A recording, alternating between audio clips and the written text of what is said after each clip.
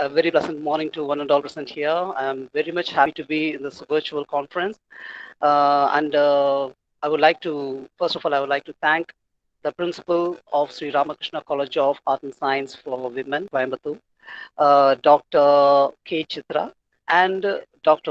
Anandi, the head of the Department of English, for giving me this opportunity to be chairperson. This is a great honor, ma'am, and thank you so much. And of course, I should mention other great people for doing a great service in this regard. The Cape Comorin Trust. I thank them once again for making me to be associated with this good service. I thank everyone. I've been listening to all these good speakers. I was very much thrilled. I was looking for more. And as for now, shall I start, ma'am? The presenters are Yes, all sir. here? Ah, yes, of course. I won't be taking much time, but I would like to share a few words from from my meager knowledge regarding this Commonwealth literature, which is going to be discussed here. And you know, for nearly all these years, we have all been students of literature. But I saw it another way. We were all born in literature, or should I say, we were reborn in literature. We were reared up, we were brought up by literature, we were taught many things, and it gave us a new purpose. Now we can actually see from this very conference that people are just not just swimming in this ocean of literature, they're surfing the tides, and I'm really happy to be here. Uh, for a period of time, this English country, or this entire world, for instance, we have all been drowned with this intellectual aspect that Shakespeare brought us in his place. All the intellectual aspects, all those human qualities he comprised in every play of his, particularly these tragedies. And sometimes I think we have been drenched in the showers of Wordsworth's verses, such nature poet, such beautiful verses. And of course, we were amazed at the variety of these characters that Charles Dickens brought us. Such variety. And sometimes we were stunned with the scientific aspects given to us by H.G. Wells, one of my favorite writer. And then comes a new genre, the advent, the coming of one new genre called this Commonwealth literature. This Commonwealth literature, in my concern, has unified us. It brought us together. Do you think if the lion of the Bengal literature, because that's how I will love to call him, I call him the lion of the Bengal literature, the great honorable and our Tagore, our own Rabindranath Tagore, had he restrained his poetry, all his occasional scribblings when he was in England, all these occasional scribblings, if at all he had restrained it from presenting it in English, do you think we would have got Gitanjali? Such a philosophical, cosmic element in Gitanjali. It was so lovely. And what about these African writers? What about these Australian writers? What about all these Chinese and people all around the world, wherever the Englishman said place, wherever he colonized, and we all came together. We were able to present our thoughts. We were able to read the thoughts and the ideologies of all the other good people from all around the world. Commonwealth literature actually unified us. And here we have some great scholars. I hope they are great, of course. They have explored the Commonwealth literature. They have come here to enunciate and enlighten us with these new ideology and their concepts from their panoramic view of whatever they have seen. So I welcome you all on behalf of the Ramakrishna College of Mission, Ramakrishna College of Art and Science, and the Cape Comorin Trust. And I would like to call upon the first person, the first presenter we have here is Dr. Shraddha Shukla, Assistant Professor, Department of Fine Arts and Music from the most famous Deen Dayal Upadhyaya Gorakhpur University. And her topic somewhat kindled my interest. Pad Chitra, the very name, it's so beautiful. Pad Chitra. It's like looking at the feet of God. Pad Chitra of Rajasthan. Innovations in the visual narration of Hindu mythology. Trust me, ma'am, I'm all ears because I don't know about the others, but I'm all ears because I love mythology. My father used to tell me a lot of tales from mythology. I really love them. And of course, I won't be talking much. I am going to restrain my talking because I've been talking too much. But hereafter, I'm going to be all ears. And trust me on that word, I'm going to listen and not talk because I am a married person. I do a lot of listening, no talking. Okay, I welcome Dr. Shraddha Shukla. Ma'am, you can come and Thank present you. your paper. Thank you so much, sir. I hope I'm audible. Of course, we can hear your sweet voice. Okay. Please go Okay. ahead. Thank you so much, sir. So here I want to present the PPT. I have a PPT. Yes. One second.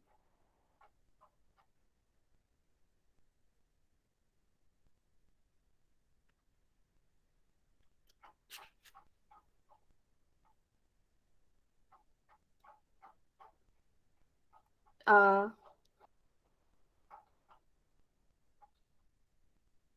One second. I think there's a technical problem. That's okay, ma'am. You can take your time. One second.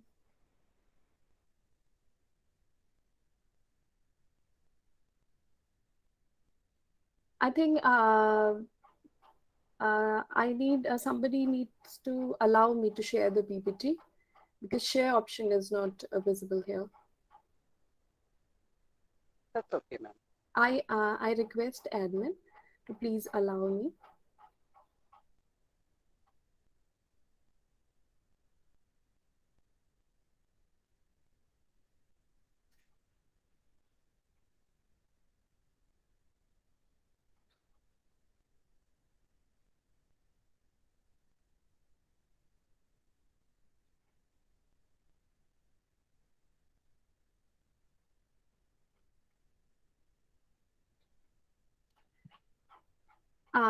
I hope it's visible.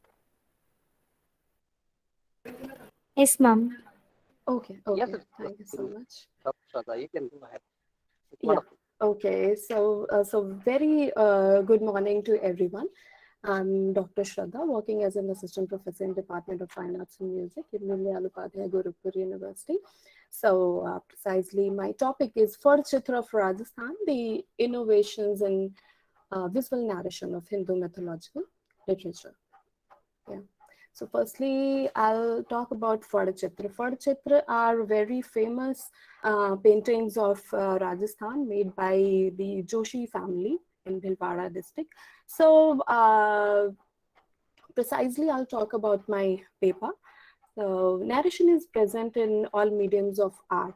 The impact of visual narration lasts longer than as compared to simple oral narration. For Chitra, it's a combination of visual and oral narration. As after the painting, when these Joshi families artists, they paint it afterwards. The Bhupa and Bhupi are the oral narrators or the performers. They take it and they perform it by showcasing it in front of the audience. And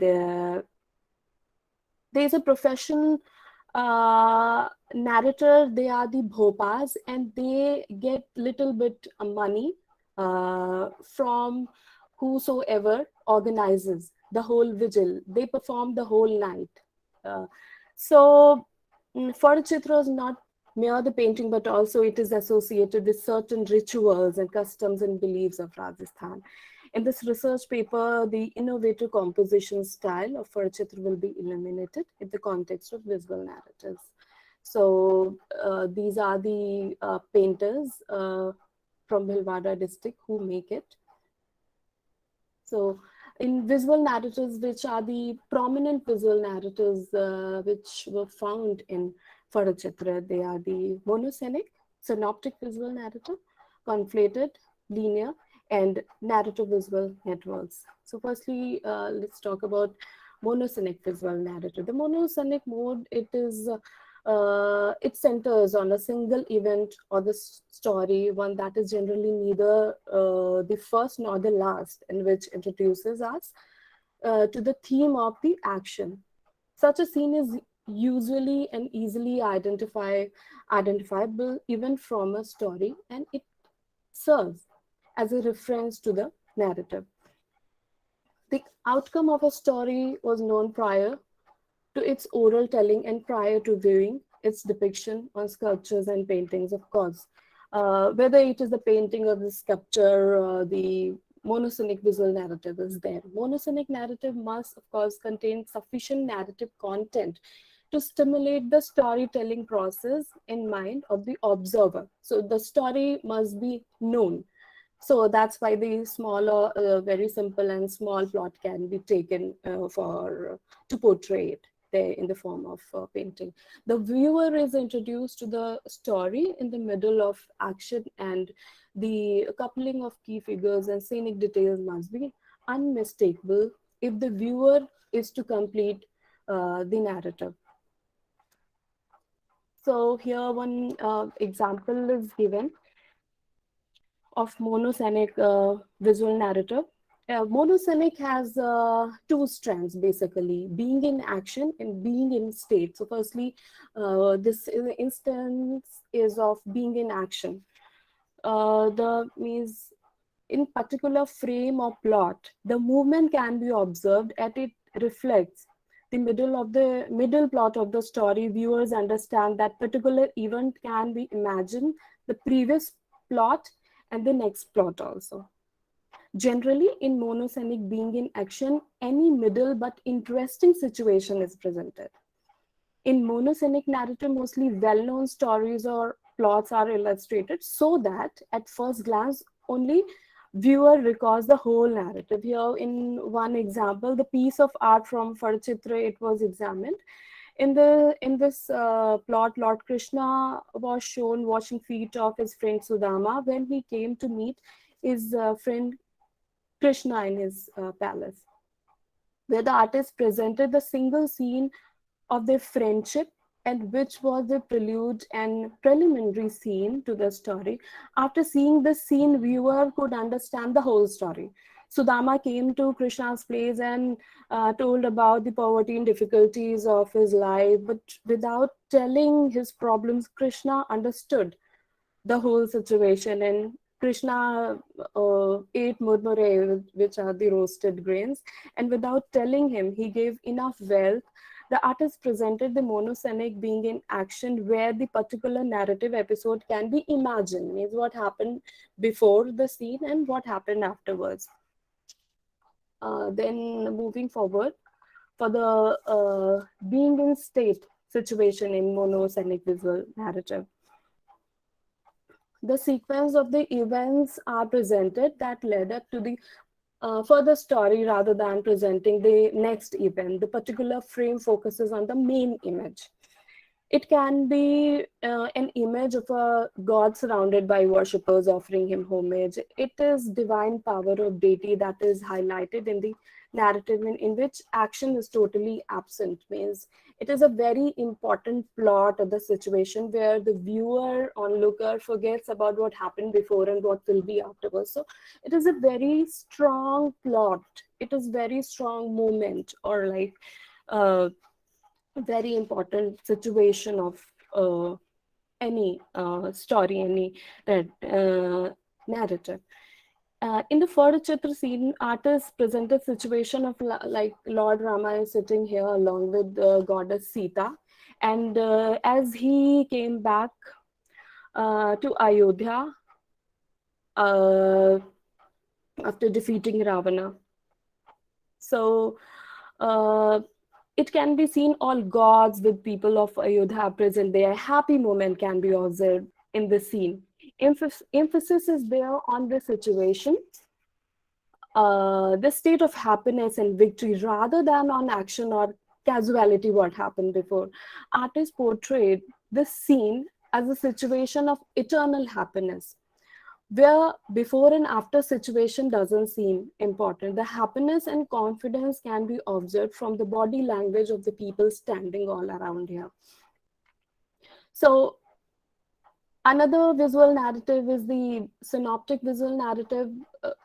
In synoptic visual narrative mode, it gives the gist of the whole narrative. Like before starting thesis, we give gist in the form of synopsis of our research work. So it is called synoptic. visual narrative. It tells multiple episodes from a story which are depicted within a single frame, but their temporal sequence is not communicated.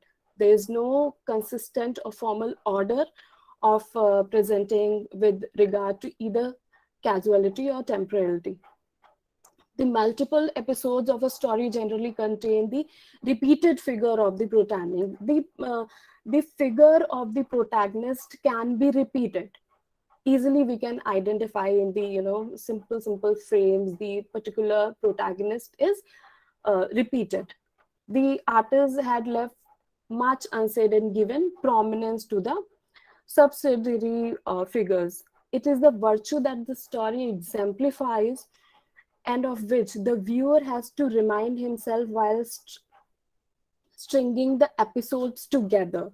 While the artist had undoubtedly supplied clue to reading the element in some orders, and while a certain structure appears to underlie that order, the viewer is able to understand the tale in a coherent manner only after the uh, recapitulation. Here, one example is given of synoptic visual narrative of Dev Narayan's story, which is very famous in Farachitra of Rajasthan. So we can see the main deity Dev Narayan ji is sitting here. Different frames are there. Here, the repeated form of repeated image of Dev Narayan ji is there, and this is the scene of marriage of Dev Narayan ji, and this is the battle scene where also the image of the Dev Narayan ji, which can be seen. But it is a very long story. It is sort of the vigil, and the actual fur is about 30 feet long. And the long story of Dev Narayan ji that goes on the whole night for performance, it is so long. Many important plots are shown, but here in this small fur, we can see in very small manners, very important small plots can be shown. The original fur chitra covers 30 feet long scroll, which was portrayed in a very summarized manner using synoptic visual narrative mode. This fur chitra is the concise form of summary of long first scroll of Babuji Rathod. Here, this is the fur of Babuji Rathod. We can identify him with the black mare can be shown. Means her name is Kesar Kalami, very important character of Babuji Rathod's fur chitra. The main life events like wedding of Babuji, episode of Deval Charan, very important female protagonist in Babuji Rathod's story. The black mare named Kesar Kalmi, and the battle with Khichi. Khichi is the negative character. Khichi is also very strong and negative character of Babuji Rathod's story. So concise story following the synoptic narrative. These eligible narrative could be read only by those who previously knew the story, could hence follow the episodes in their correct sequence, supplying the missing narrative elements from their memories. Moving forward, another visual narrative is the linear visual narrative. Linear visual narrative contains the repeated appearance of the protagonist at the different times and place. The distinct between these method is compositional in nature. In linear narrative, the extrinsic criteria are used to demarcate temporal divisions.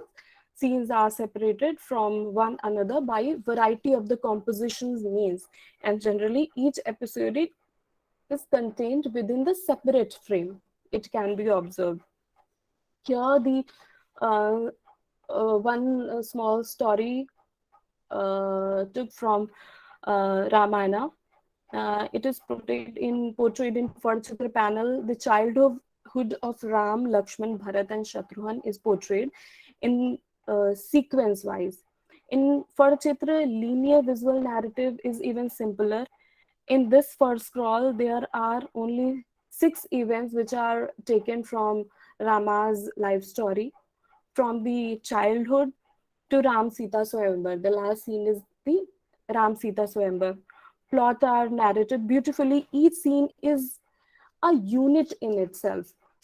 If we portray it separately, so it also tells about what is happening, because it's of course a very well known and very prestigious story of Hindu literature.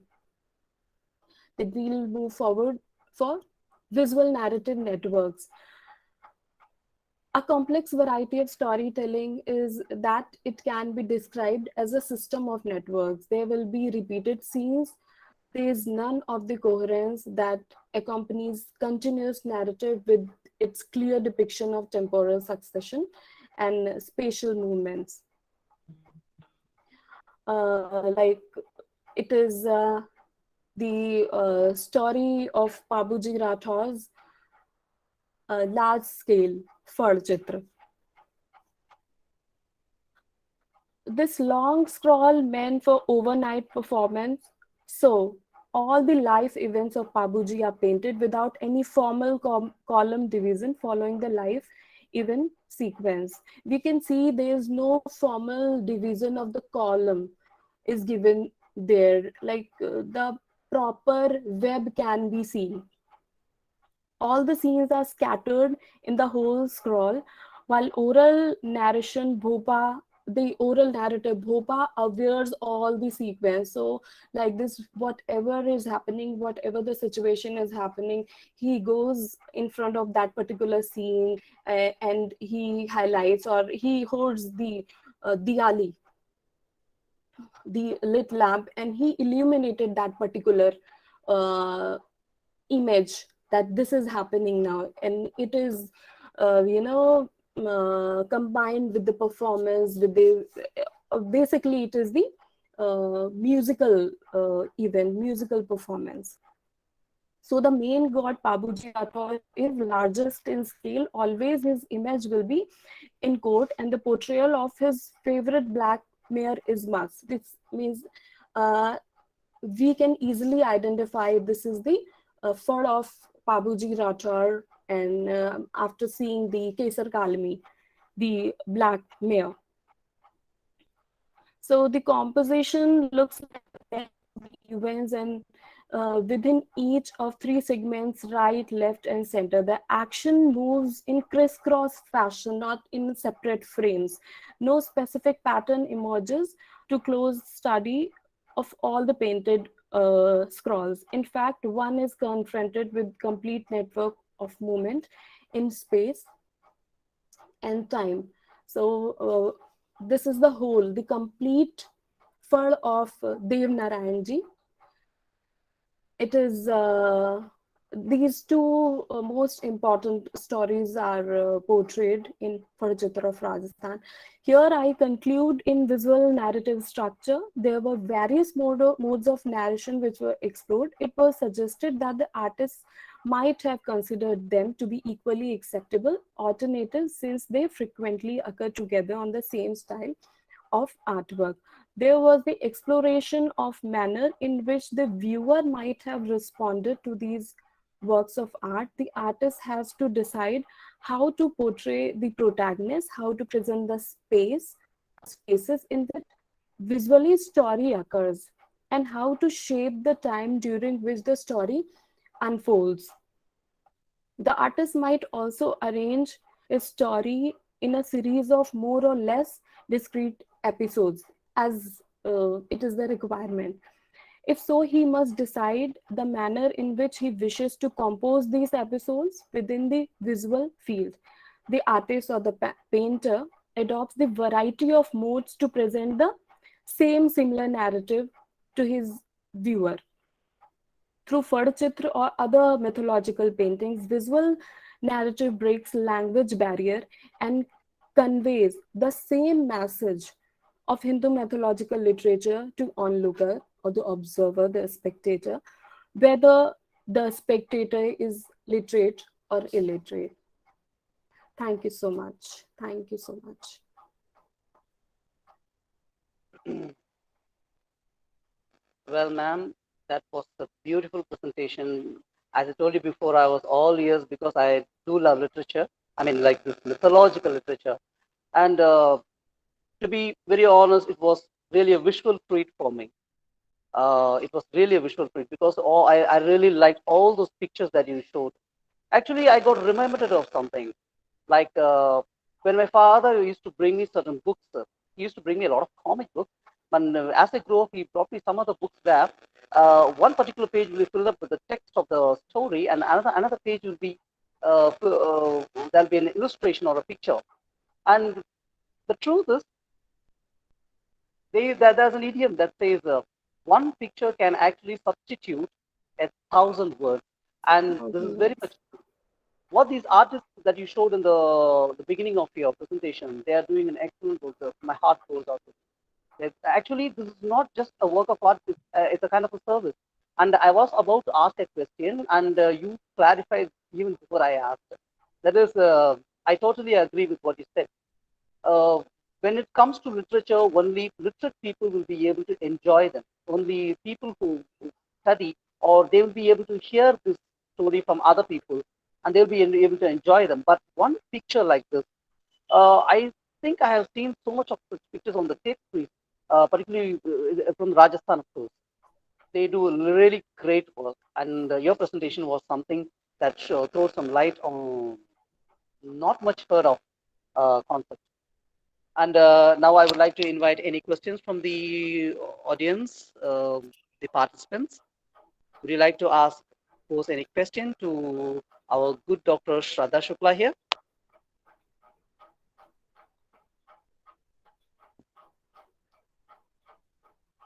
I think there won't be any questions because I think they have been stunned with the visuals that you've shown. Thank you, Dr. Shraddha, and thank you so much for such a good presentation. Thank you, ma'am.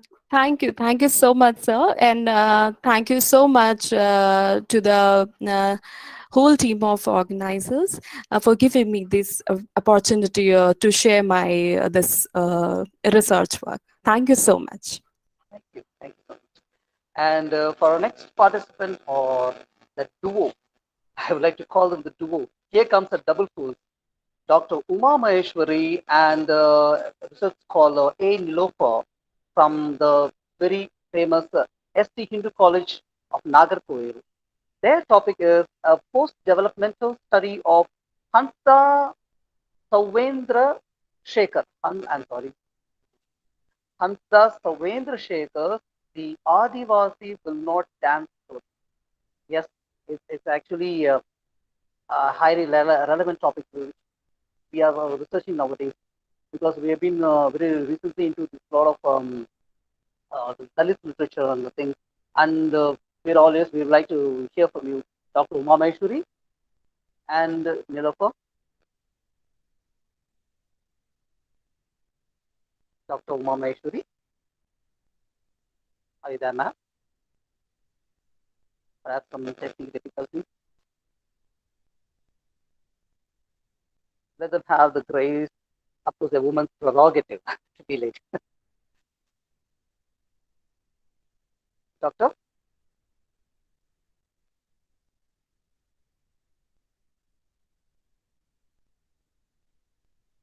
Dr. Uma Maheshwari, uh, they have technical difficulties. That is, yes, we have Nilofer. Are you there? Are you hear us? Yeah, sir. Can you hear me, sir? Of course, well, loud and clear. Thank you for joining us, Nilofer. Thank you, sir. And we, we would like to hear from you on the post-developmental study of Hansas Yeah, sir. Savendra Adivasi. We are very much eager to learn. Yeah. Good morning, sir, and everyone present here. So, the title of my paper is a post-development study of Hansda Sovendra Shekhar's The Adivasi Will Not Dance Stories. So, let me explain the objective of my paper. The study aims to scrutinize the struggles confronted by the Santal tribes as documented by Hansda Sovendra Shekhar. I'm sorry to disturb you, ma'am. Yeah, Could you please on your video? one sec, ma'am. Okay, ma'am.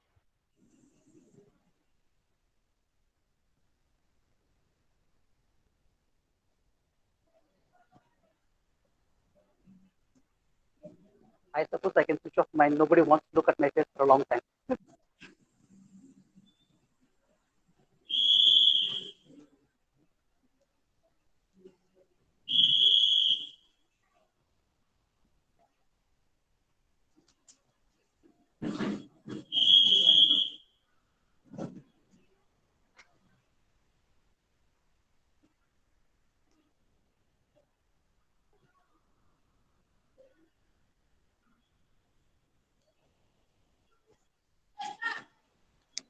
Excuse me, ma'am and sir.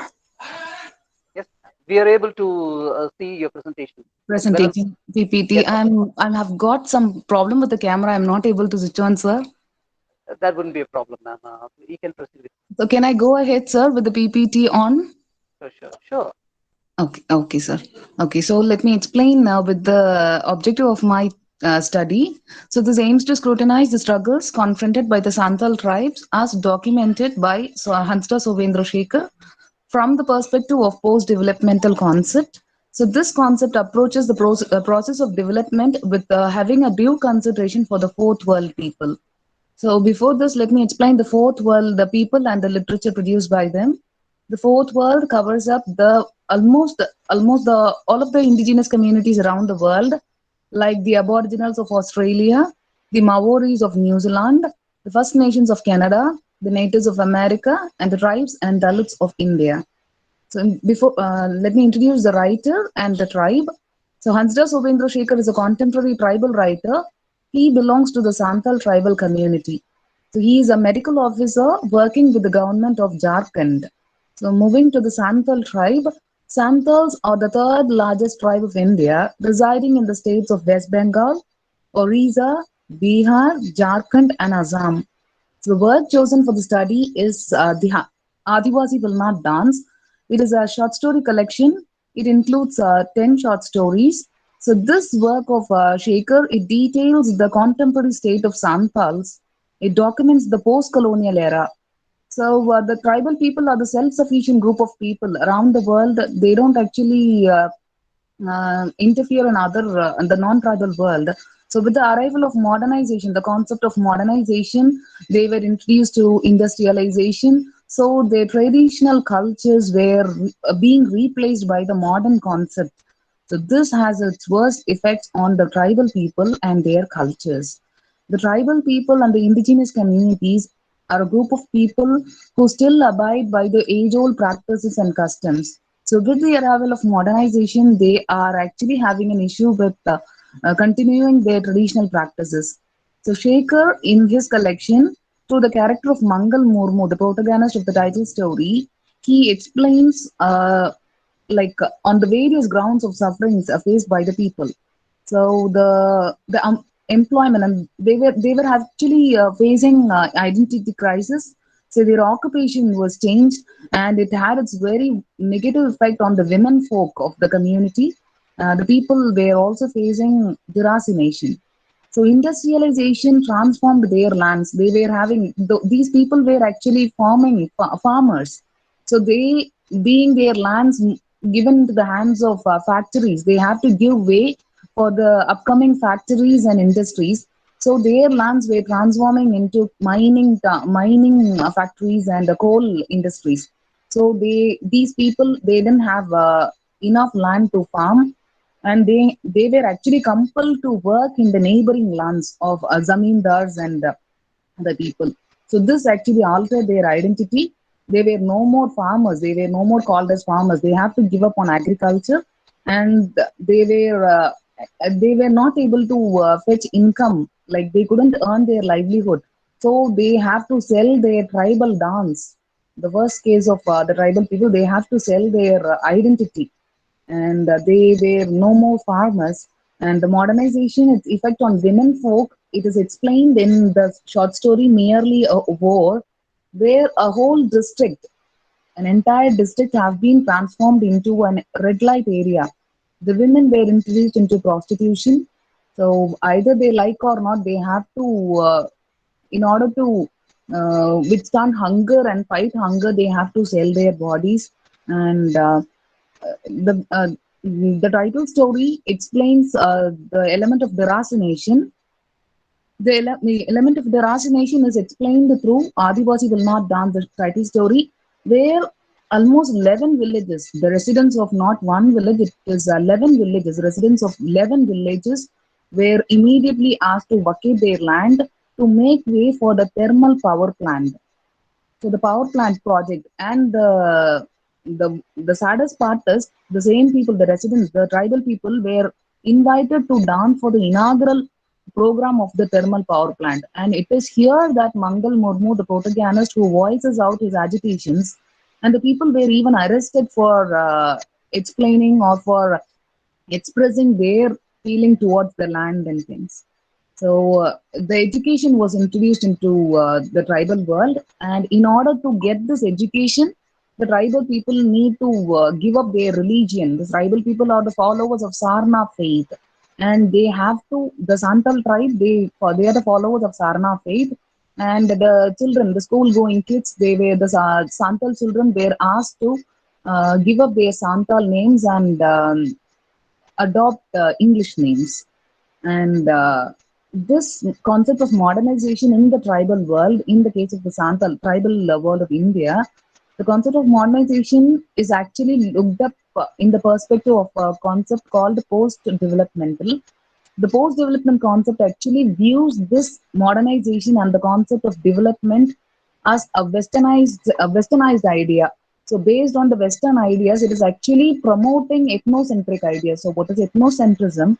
Ethnocentrism is actually exalting one culture and putting down the other culture. So because of this, the ethnocentrism and Eurocentrism, the Western hegemony, like the Western cultures are actually exalted, putting down the traditional cultures like the Indian and the other native cultures. So the development concept was actually unknown to the tribal world. In spite of the profits, the more loss is more. And the native cultures and the indigenous cultures and the tribal people who are abiding these cultures have to be cherished. And most of their sufferings are not even brought out to the world. That is hence the topic chosen by the researcher. And the short story collection actually includes stories like the first story where eating with enemy, where the tribal people have to give up their eating habits to live in cities. With the arrival of education and other system, the people have to move out for their jobs, and the tribal lifestyle has been changing with the modernization, in the modern era. The post-colonial era is actually challenging to the tribal people. Their challenges are not voiced out, and in the hands of tribal writers, the contemporary tribal writers like Hansda Sobhendra Shekhar, this short story collection was actually initially it was published in the year 2015. It was banned for with the complaint that the writing actually projects or puts the Santal woman in a bad light, and the ban was actually released after a year.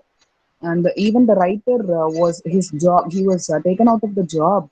So all these issues were solved only after a year.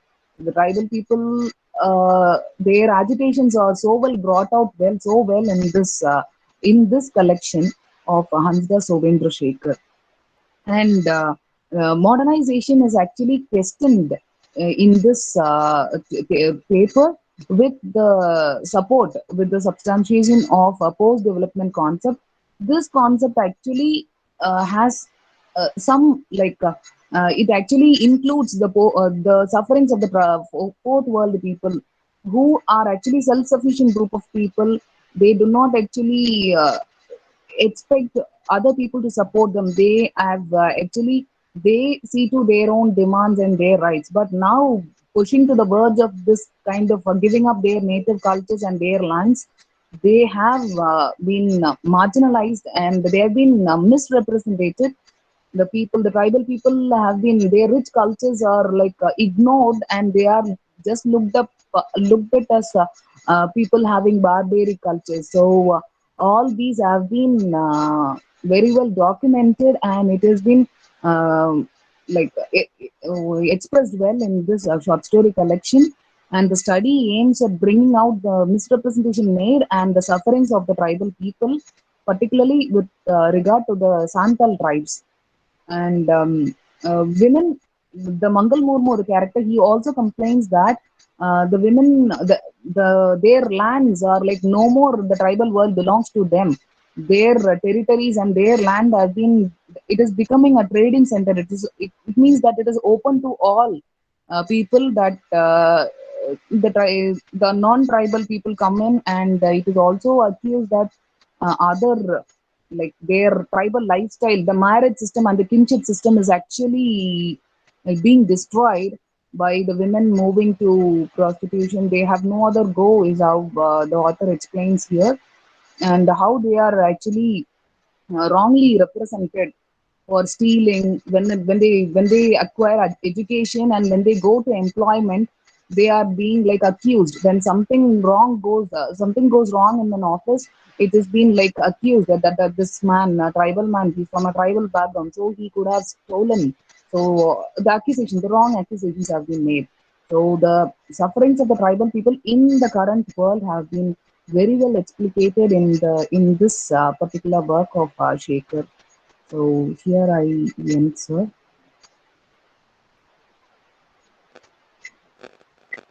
Well, thank you, Ms. Nulofer. Yes, As sir. I should admit that as much as I enjoyed your presentation, I am also very much saddened with the fact that you showed. It was Yes, sir. thought-provoking. Of course, we are living in a society like that. I hope change comes fast. Oh, thank Yes. you so much. Will there be any questions for Ms. Nulofer here?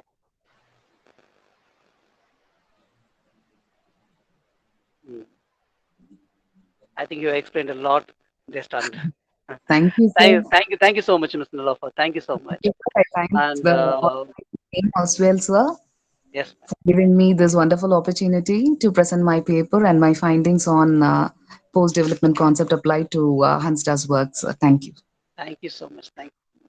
Now, moving on to the next prestigious presenter.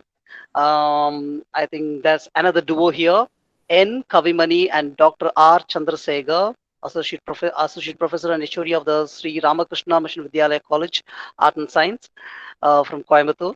And their topic is the roles of discipline in Panopticon, a study in tokens, Lord of the Rings, the Return of the King. My God, that's my favorite topic because I remember the time when I went with my father to watch that movie. I was thrilled. And when I was doing literature also, I was very much amazed to know that Mr. Tolkien actually took this concepts, certain scenes from the great poet Francis Thompson. I think it is Hound of Hell. Of course, I would love to listen from you. And as a small suggestion, may I suggest something?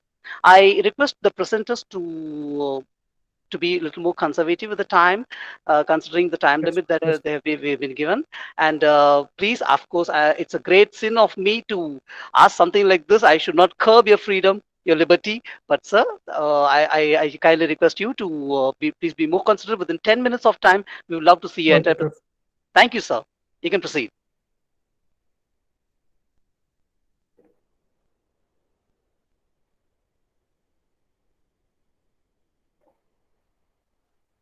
You can proceed, sir. 1 minute, Professor.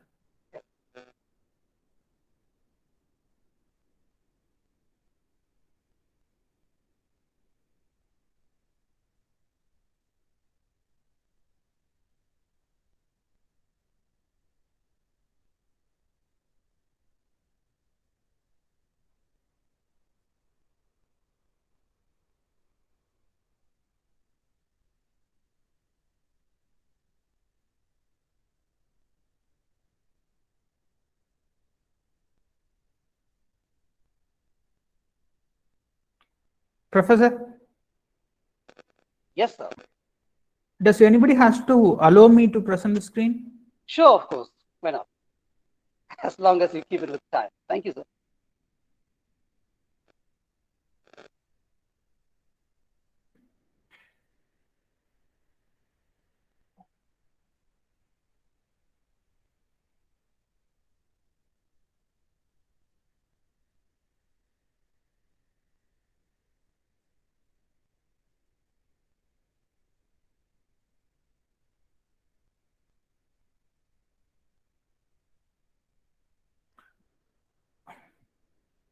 Professor, I'm not able to present the screen.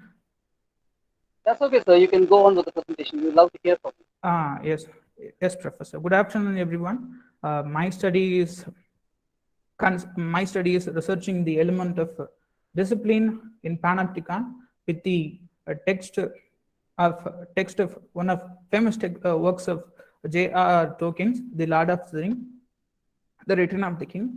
I particularly chosen a chapter named The Scourging of the Shire. In the chapter, the story is like when the four Sorry hobbits. to interrupt you, sir. Please on your video, sir. Please switch on your video, sir. Can you see Yeah, me thank you, now? sir. Yeah, thank you, Okay. sir.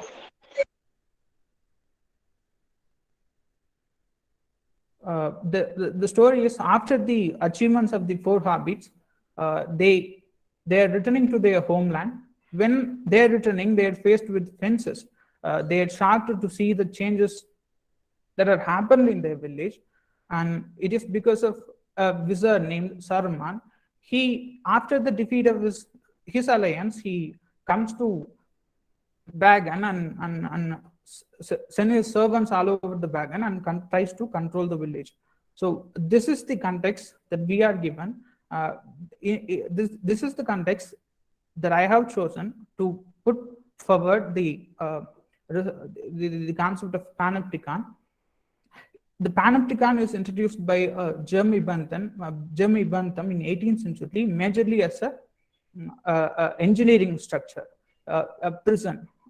But later, Michel Foucault borrowed the term from him, borrowed the term from Bentham and applied to the present context. When Michel Foucault was writing about the Panopticon, there were great agitation, like students were protesting and the farmers were protesting about the institutions. So in that context, Michel Foucault said, you cannot escape the power in the center. Whatever you do, you are being watched. Whatever you say, you are being listened. So nothing escapes the supervisor. So having that particular view, if you apply it to the text, when Saruman takes controls over the village of hobbits, there were new rules are implemented in that place. For example, no one is allowed to enter without the knowledge of the power structure, the center power Saruman. No one is allowed to move here and there. There is no permission of mass gathering. Even the cultural practices of the Bagans, the hobbits were denied. For example, hobbits were merry-making people. Now they eat a lot of foods. But when the four hobbits return, they are faced with a gate where the supervisors are supervising the land. They are shocked because the hobbit and the Bagan has no such things before. Everyone can come and everyone can get out of there. But they were shocked. After much struggle, they got into a hotel, a lodging. That the food was brought to them was very less. And one of the hobbits, bewildered by the fact that in the land where hobbits live, there are no enough food. There are no food available, right? Then he asked, "What happened? Is there anything bad happened so that we have very less amount of food?" Then one hobbit replies for that, "We are actually very good at agriculture, but the food that we produce is not given to us. Is sent to somewhere else for storage." So that's how the power structure implements its rules. It forces a new condition, a new environment, so that it can exist in power. The food is not given to them, so that everyone is depressed. The culture is demolished. For example, the smoking pipeweed is one of the crucial element in their life, and they are denied from that. So when situation is like this, when you are culturally denied your permission, your culture is denied, then the agitation begins. To control the agitation, they were traitors and they were servants of Saruman who sneak information to him. He is in a Panopticon environment. The power is always hidden, but the authority of the power is exercised repeatedly. For example, no one sees Saruman. No one sees, he is known as Shaki in the land. No one sees him, but his authority, the ruffians, he Saruman voluntarily brings new people into the land so that he would be in power. He shares his power with everyone, but no one sees him. None of the hobbits has seen him actually, but they have heard of his name. So the context is that you do not know about the power or where it exists, but you are being watched. If agitation happens, if something is opposing the existing power, it is soon found out, right? There are people who works for Saruman. They are also one of the hobbits. They share their power with Saruman, and they take control of their own kith and kin. That's how the situation is. So this is how the power structure works in Panopticon. Because of the reason that it has to be in power, it shares its power. It takes the willing individual into the power structure and gives it job. But it is not perfect. But at the end of the day, you are ruling your own kith and kin, right? Then comes the second element, the discipline. That is the main focus of this research paper. The discipline in Panopticon environment is not proposed by the physical structures of power. It is a fear. It is a fear in every individual's mind. For example, if someone does something that is not allowed by the power structure, the Saruman, in this matter, Saruman, Shaki, he is openly being punished. His punishment is not private, but it's public, right? Because of that such kind of public punishment, no one is ready to do that again, do the things that are not allowed by the powers again. No one is willing to stand against the oppressing power. So what happens is that as the time goes on, the people become their own slave, their own rulers. Whether the power in the center watches them or do not watches them, they do not know, because they have never seen the power. But if they, at the moment they try to do something which is not allowed by power, they are caught, they are being punished. So the discipline here works not as a physical function, but it is installed into their mind, right? It is an internalized fear that hinders any actions of standing against the oppression come together. There are no mass gathering allowed. So people who enters into the village, who gets out of the village, they must get the permission from the center. So this is how the power structure works. But Tolkien take a new stand here. At the end of the scourging of Shire, the hobbits fight with Saruman. They revoke the community feeling among the hobbits that has been lost because of the rule of Saruman. They invoke such kind of feeling they from the hobbits. Then everyone is suddenly coming together to fight against Saruman. So this is also one of the major elements that creates fear even in the power center. It does not wishes for new element, right? By alienating the society from the outsources, from the sources, alien sources, there are no new thoughts that could get into the society without the permission of the power center. So what happens here is they tend to think the same thing again and again. The same thing is they have only the fear. They do not think about the merry days. They do not think about the world culture that they were living. So this is what Foucault proposes, that you cannot escape the power. But in this text, Tolkien proposes another thing. At the end of the story, they revolt against Saruman and wins back their land.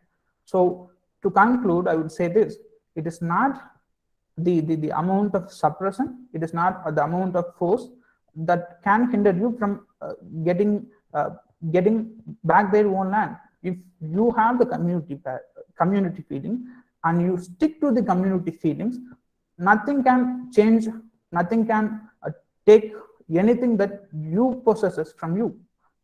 stick to the community feeling is the only thing that we can escape from the tyrannies of power. Thank you, Professor. Thank you, everyone. Thank you, Mr. Kavimani. It was a wonderful presentation. Actually, there is a Panopticon in every family. It's called as a grandmother. Nowadays, it's the wife. Okay, thank you so much. Will there be any questions for Mr. Kavimani here? Oh, so there will not be. Thank you, Mr. Kavimani. Thank you for your good presentation. And now let us move on to the next presenter, Smita Yashwant Chote, or I think that's right, MPhil student from Shivaji University of Kolhapur.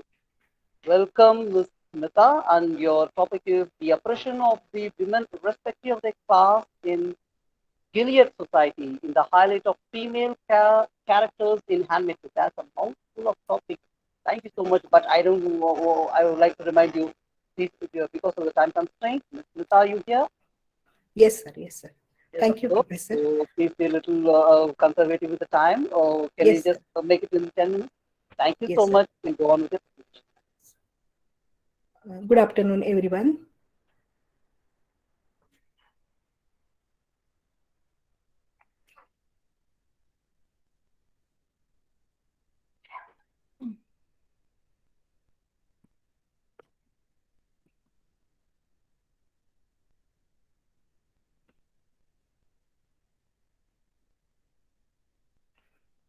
The topic of my research paper is the operation of the women irrespective of their class in Gilead society in the highlight of female characters in Handmaid's Tale. This study aims to analyze the operation of women living in Gilead society and political control over their mind and body in Margaret Atwood's novel The Handmaid's Tale by highlighting the suffering of female characters in it.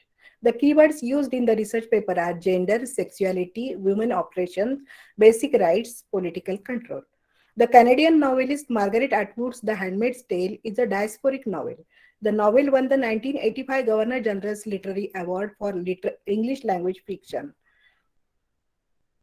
In The Handmaid's Tale, Atwood depicts the oppression imposed upon women by the political and religious trends. They are oppressed by their men who take benefit of the helplessness of women in their country. They are oppressed by other women, the aunts, who act as the agents of the Gilead regime. Besides, they are oppressed by religion, which is the primary reason for all other oppressions. The Handmaid's Tale stresses the dark fact that women are suffering in Gilead because of their gender and that they are under the oppression irrespective of their class in Gilead. All women in Gilead society are assigned to various classes: the chaste, childless wives of the commanders, the housekeeping Marthas, the reproductive handmaids, and the agents of the ruling power, the aunts. The other lower class is the wives, who are generally women having not much importance in the society. The lowest and degraded class is of the prostitutes working in commanders' club called Jezebel. The rebellious women like Moira are thrown away in such places. Margaret Atwood mentioned that every aspect of her fictional society was drawn from something that existed either currently or in the past somewhere in the world. Notably, the story was partly inspired by Puritanism in New England. Recently, we have witnessed such cruelty and oppression of the women in Afghanistan. It is always said that men and women are the two sides of the same coin. But when we ask which side of the coin, is it head or tail, you will get a definite answer as men is equal to head and women is equal to tail. Men and women are basically divided into two categories due to the biological difference, that is, reproductive system. In reproduction or in the process of giving birth to a child, men's role is seen as active and women's as passive. In his Metaphysics, Aristotle summarizes what he calls the Pythagorean table or opposites, and it shows clearly how these divisions work. Several examples can be given to prove this point. As quoted in Simone de Beauvoir's The Second Sex, quote, "One is not born, but rather becomes a woman," unquote. The first class in Gilead society is of the commander's wives. Commander is the highest class. Obviously, the wives of these commanders grab the highermost position among other women in the society. Mostly barren and middle-aged women, they are unable to conceive a baby, which is the most esteemed thing in Gilead. Due to the position of their husbands, they are economically sound. But despite the luxurious life they are enjoying, they are like the birds in a golden cage. The feeling of insecurity and loneliness always prevails in their minds. Their world is limited. They are always envious towards their handmaids because they suspect of affair with their husbands. Serena Joy, the commander's wife, is the protagonist of the wives class. Despite of her husband's position, she is also oppressed. She also feels degraded, humiliated at the time of ceremony explained in the novel. She knows very well that her husband is impotent, still she had no option before her except accepting handmaids to give birth to their child. She cannot open her mouth against this. The second class is of the aunts. The aunts are the class of women assigned to indoctrinate the handmaids with the beliefs of the new society and make them accept their fates. Uh, this encourages fertility in a society where women with healthy reproductive system must produce children for the ruling class of male of commanders. Although Aunt Lydia is the headmistress, works at the Red Center, the re-education center. Although she appears only in Operate's flashbacks, Aunt Lydia and her instructions haunt Operate in her daily life. No, quote, knowing was a temptation, what you don't know won't tempt you, unquote. Aunt Elizabeth and Helena are the other aunts at the Red Center. The aunts have rights to punish the handmaids in the Red Center if they disobey the orders. But despite of somewhat powers, they are also oppressed by the rulers of Gilead. The commanders force the aunts to convert the fertile women under their control into handmaids who has only womb and no other body parts. The third class is of the handmaids. The handmaids are fertile women forced to bear children for elite barren couples. Handmaids show which commander owns them by adopting their commander's names, such as Fred, and preceding them with Op, that is Offred. Before performing the job as a handmaid, they have to undergo the rigorous training at the Red Center, controlled by the aunts. During this training, they are tortured physically as well as mentally. The narrator and protagonist of The Handmaid's Tale, Offred, belongs to the class of handmaids, fertile women forced to bear children for elite barren couples. Early in the novel, before she has become Offred, she is separated from work and loses control of her finances, feels the stings of paranoia, and agrees to attempt flight across the Canadian border. The cruel physical and psychological burdens of her daily life in Gilead torment her and pervade her narrative. The night is mine, my own time, to do with as I will, long as I am quiet. The night is my time out. Where should I go? After she fails her state-mandated mission to conceive a child, agreeing to the urging of Serena Joy, Operate becomes the lover of Nick, the family chauffeur. Her emotional state alternates between rebellion, resignation, bitterness, and despair. However, she maintains hope and eventually escapes and records her story. Janine or of Warren, of Glen, previous Operate are the other women under the handmaids class. Fourth class is of the Marthas. Cora and Rita work as a servant in the commander's household. They belong to the class of Marthas, infertile women who do not qualify for the high status of wives and so work in domestic roles. Fifth class is of the workers in Jezebels. Operate's best friend from college, Moira, is a lesbian and a staunch feminist. She embodies female resourcefulness and independence. Later, Operate encounters Moira working as a prostitute in club, Jezebels, for the commanders. At the club, Moira seems resigned to her fate, which suggests that a totalitarian society can grind down and crush even the most resourceful and independent people. According to Kate Millett, one of the ways by which patriarchal system oppresses women is by, quote, assigning domestic service and attendance upon female and the rest of human achievement, interest and ambition to the male, unquote. Sexism affects differently to the handmaids of Fred, Moira, of Glen, and of Warren. However, they show resistance with their own ways. Resistance can take form in managing mind and consciousness, just like what Offred did. She tries hard to manage her mind and not to fall into unnecessary thought. And she keeps inspiring herself with strong women like Moira or those like Oglen who keep struggling to resist. Operate believes that there are still many things can be done. There is always a possibility to get rid of this oppression and back to freedom. On the other hand, Moira finally finds a better place for her in Jezebel, where she becomes a prostitute. She finds women who hate men.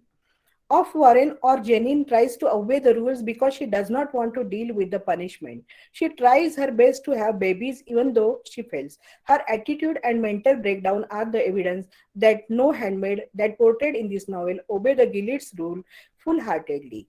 Opglen, who hanged herself, shows her a resistance by doing suicide. Besides her involvement with the underground, it also can be inferred that Glenn wants the Gilead Society know that the rule has ruined the very basic mind of women to show that women are not merely body because they also have mental condition that must be considered. Suicide is her way to show her power over her own body. Like Canada or any other colonized lands which are exploited by and confronted with a powerful colonizer, while people of which are mentally and physically dominated and deprived of basic rights. Women in Gilead regime experience the same confrontation with power and oppression by social, political, and rigid religious norms. Operate description of the ceremony confirms the cruelty and the violence exerted on the handmaid and that the handmaid suffers from both physical and psychological injuries. This ceremony is an example of the manifestation of the strict religious doctrines which prevent women, particularly the handmaids, from having any control over their bodies and their identities. The ceremony also shows that the women in higher position like Serena Joy are also not excluded from humiliation. In the Republic of Gilead, women are forbidden by law to read books. All the female employees are dismissed from companies and they are not allowed to work anymore. Moreover, women are not allowed to access their own bank accounts. Operate couldn't even pay for her packet of cigarettes because she found that her bank account has been frozen. The government has seized the assets of all its female citizens. The mind and bodies of women in Gilead are totally controlled by political powers. Conclusion: no matter in which class or category the women in Gilead, they are the victim of oppression and political control, and not only on their bodies but also on their minds.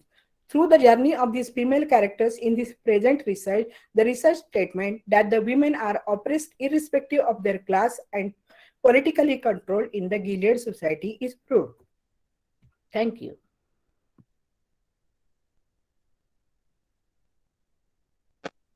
Thank Thank you. you, sir. Thank you, ma'am. It was a wonderful presentation. Actually, the word Gilead, actually, that's Hebrew, right? Because I've been taught in the school that it means a heap of testimonies. So what he said was like a kind of a testimony to all those oppressed women. Thank you so much, ma'am. Will there be any questions for Ms. Nita here? And I suppose that's it. So let's call it my day. Thank you so much. Thank you. Thank you, Dr. Shraddha Shukla.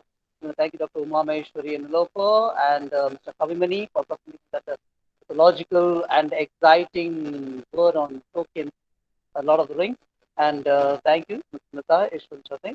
And it was, I really thoroughly enjoyed the session because it was highly beneficial and it was actually, I would like to call it edutaining. It was entertaining and educating. Cool. Thank you, everyone. And I would like to thank the principal of Sri Ramakrishna College of Art and Science and the very good Dr. Anandi, head of the department of English, for giving us this opportunity to come together in this virtual congregation. Thank you so much. Thank you. God bless you.